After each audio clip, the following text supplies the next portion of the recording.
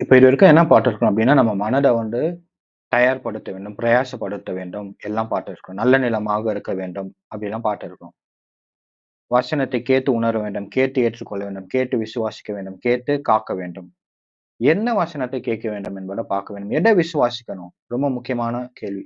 வசனம்னா எந்த வசனத்த விசுவாசிக்கணும்? குறிப்பா எத விசுவாசிக்கணும்? இது ரொம்ப முக்கியமான வசனம் என்பத பார்க்க போறோம். இந்த உவமை எப்படி ஆரம்பிக்குது அப்டின்னா, ராஜ்யத்தின் வசனத்தை அப்போஸ்தலர்கள்லாம் எத பிரசங்கம் பண்ணாங்க? எத சுவிசேஷமாக அறிவித்தாங்க? என்பத நம்ம பார்க்க வேண்டியது ரொம்ப அவசியமாக இருக்கிறது. அவங்க என்ன பிரசங்கம் பண்ணாங்கன்னா, "நீர் ஜீவனுள்ள தேவனுடைய குமாரனாகிய கிறிஸ்து என்று நாங்கள் விசுவாசித்தோம், அறிந்தும் இருக்கிறோம். இயேசுவே ராஜா. தேவன் அவரை மரித்தோரிலிருந்து எழுப்பினார்." இதத்தான் பிரசங்கித்தார்கள்.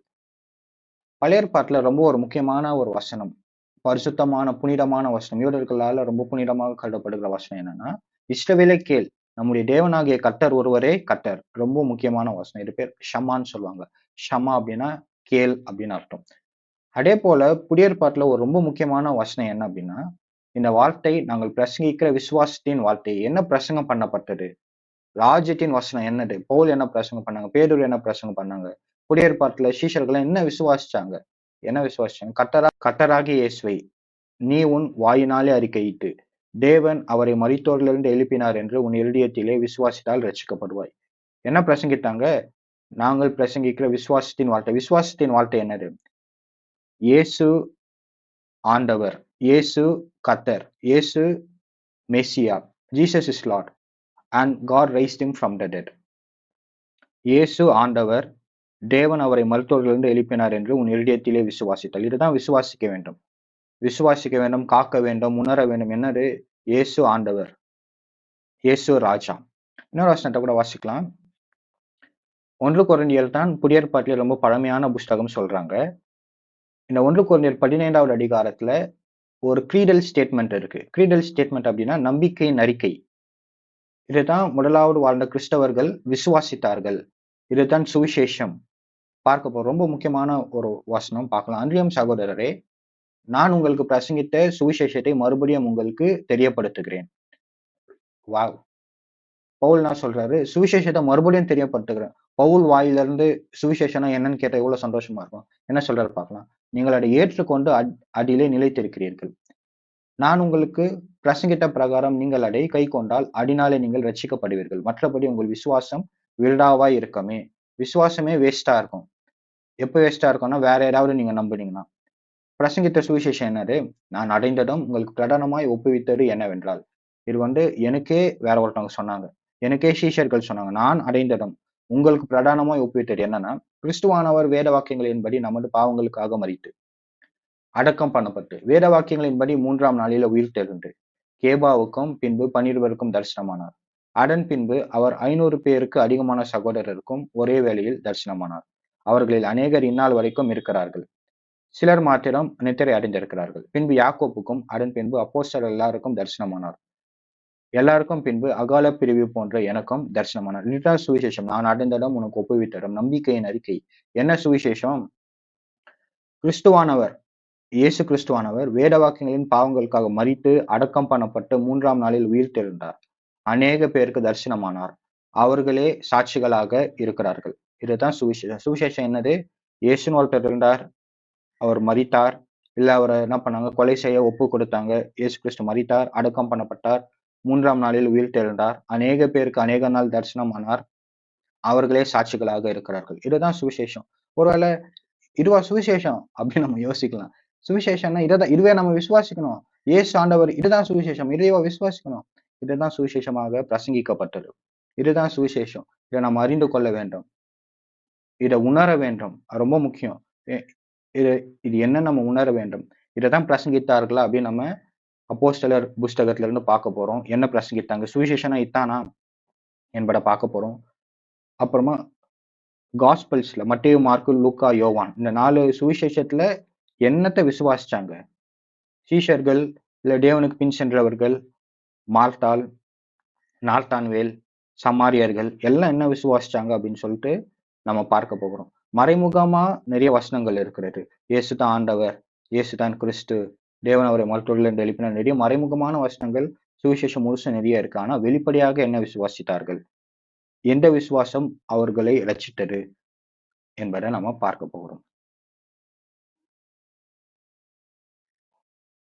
சீஷர்கள் எல்லாம் சாட்சிகளாக இருக்கிறார்கள். நான் சொன்னேன், இயேசு கிறிஸ்து மரித்தார், அடக்கம் பண்ணப்பட்டார், உயிர் தெழுந்தார், அநேக பேருக்கு தரிசனமானார். இந்த தரிசனமானதுல கொஞ்சம் ஒரு முக்கியமான காரியம் என்னது? பேதுரு. ஆனா அவர் தான் அப்போஸ்தலர்ல ரொம்ப முதன்மையான அப்போஸ்தலர் சொல்றாங்க. அவர் வந்து மறுதலித்தார். அது மாதிரிலாம் பேதுரு குறிப்பா சொல்றாங்க. 500 பேருக்கு அதிகமான சகோதரருக்கு ஒரே வேளையில தரிசனமானார். யாக்கோப்பு, பவுல். யாக்கோப்பு வந்து இயேசு கிறிஸ்துவுடைய சகோதரர் சொல்றாங்க. அவர் வந்து முன்னாடி தேவனை விசுவாசிக்கல, நம்பல. ஆனா யாக்கோப்பு உயிர்த்தெழுந்த கிறிஸ்துவை விசுவாசித்தார். அது ரொம்ப முக்கியமான காரியம். பவுல் சபையை துன்பப்படுத்தினவர். அவர் விசுவாசிச்சார். இதெல்லாம் ரொம்ப முக்கியமான ஒரு சத்தியங்கள். சாட்சிகளாக இருக்கலாம். அப்போஸ்தலர்களும் சாட்சிகள். எதுக்கு சாட்சி? இயேசு கிறிஸ்து சொல்றார், பரிசுத்த ஆவியானவர் உங்களிடத்தில் வரும்பொழுது நீங்கள் பலனடைந்து எருசலேமிலும், யூதேயா முழுவதிலும், சமாரியாவிலும், பூமியின் கடைசி பரியந்தம் எனக்கு சாட்சிகளாக இருப்பீர்கள். சாட்சி அப்படின்னா நம்ம அப்போஸ்தலர்கள் சாட்சியா இருக்கிறாங்க அப்படின்னா நம்ம என்ன நினைக்கிறோம்? சாட்சினா நமக்கு தெரிஞ்சது எனக்கு தலைவலியா இருந்தது, ஜெபம் பண்ணேன். ஆண்டவர் எனக்கு சுகம் தந்தார். கர்த்தர் நாமத்துக்கு ஸ்தோத்திரம். சில சமயத்துல நம்ம ஜெபிப்போம். யாராவது கடன் பிரச்சனையில, யாராவது படிப்பு, வேலையில கடவுள் நான் ஜெபிச்சேன். புறஜாதிக்கு முன்பாக என்னை வெட்கப்படாம கடவுள் வச்சாரு. என்னை சாட்சியா வச்சாரு. சில சமயத்துல யாராவது பிரசங்கி யாராவது சபைக்கு வந்தா, இவர் வந்து ஒரு உயிருள்ள சாட்சி. ஒரு சாட்சி இப்ப நம்ம கேட்டு பலன் அடைவோம். அப்படிலாம் நம்ம என்ன பண்ணுவோம் கேட்போம். ஆனா சாட்சி அப்படின்னா என்னன்னா, ஐ விட்னஸ். இப்போ கோர்ட்ல எல்லாம் எப்படி விட்னஸ் சொல்றாங்க.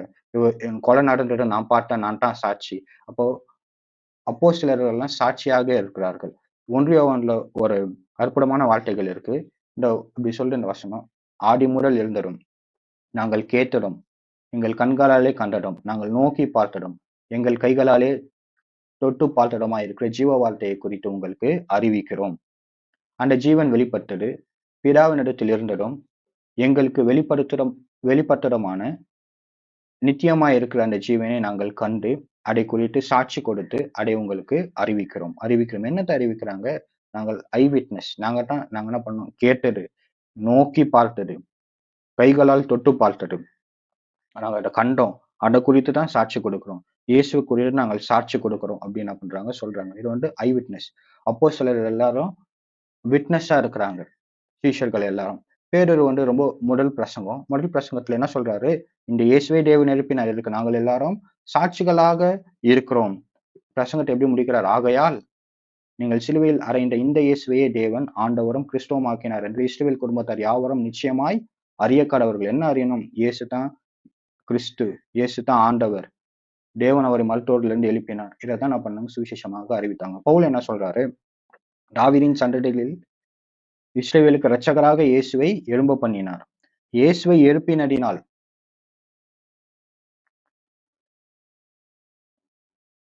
தேவன் நம்முடைய பிதாக்களுக்கு அருளை செய்த வாக்குத்தத்தத்தை அவருடைய பிள்ளைகளாகிய நமக்கு நிறைவேற்றினார் என்று நாங்கள் உங்களுக்கு சுவிசேஷமாய் அறிவிக்கிறோம். இயேசுவை எழுப்பினதினால். சுவிசேஷம் நல்ல செய்தி என்னது? இயேசு கிறிஸ்துன்னு ஒருத்தர் இருந்தார். அவர் மரித்தார், அடக்கம் பண்ணப்பட்டார். அவர் உயிர் தெழுந்தார். அநேக பேருக்கு தரிசனமானார்.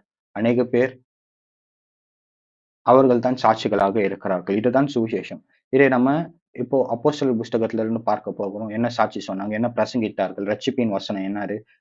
அந்த சுவிசேஷம் என்னது? நம்ம அப்போஸ்தலர்ல பார்க்க போறோம். 2வது மத்தேயு, மார்க், லூக்கா, யோவான்ல இருந்து சீஷர்கள் தேவனுக்கு பின் சென்றவர்கள் என்ன என்ன விசுவாசிச்சாங்க என்பதை பார்க்க போறோம். அவ்விசுவாசம்னா என்னன்னு நம்ம பார்க்க போறோம்.